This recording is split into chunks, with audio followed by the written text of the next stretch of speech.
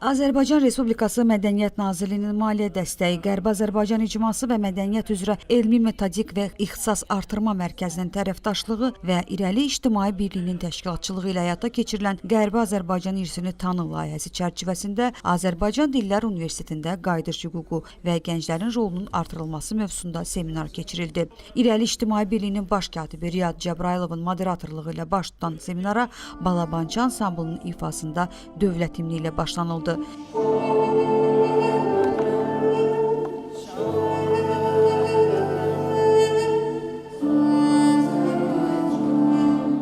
Qərbi Azərbaycana qayıdış prosesində həyata keçirilən iri miqyaslı layihələr, proqramlar haqqında bəhs edildi. İrəli İctimai Birliyinin ayrı-ayrı vaxtlarda həyata keçirdiyi Qərbi Azərbaycan mədəniyyət irsinin təbliği məqsədi ilə konfranslar, festivallar, düşərgələr, infosessiyalar barədə məlumat verildi. Seminarda çıxış edən İrəli İctimai Birliyinin sədri Şahin Rəhmanlı, Mədəniyyət üzrə Elmi Metodiki və İxtisas Artırma Mərkəzinin direktoru Vüqar Hümbətov, Azərbaycan Dillər Universitetinin Elm və İnnovasiya məsələləri üzrə prorektoru Həmidə Əliyeva, Qərbi Azərbaycan televiziyasının rəhbəri Telli Pənah qızı, Qərbi Azərbaycan İcmasının əməkdaşı Cəmilə Fəyyaz çıxış edərək Qərbi Azərbaycan məsələsinin tarixi və hüquqi aspektləri barədə ətraflı məlumat verdilər.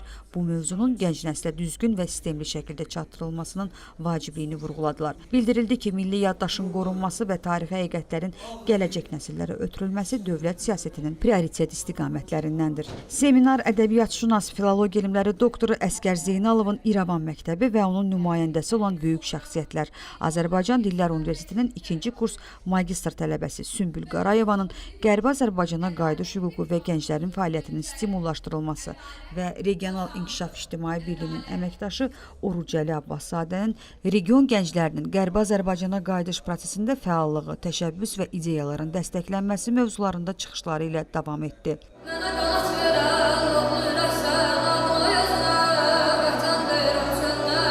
Tədbirin bədii hissəsində Azərbaycan Milli Konservatoriyasının tələbələri Həzrət Əzizli, Ədilə Əliyevanın ifalarında Bayatı Şiraz muğamı, Qaçaq Nəbi bədii filmindən mahnı, Zəngəzur nəğməsi və Balabançı ansamblının ifasında Ağbaba Yallısı səsləndirildi.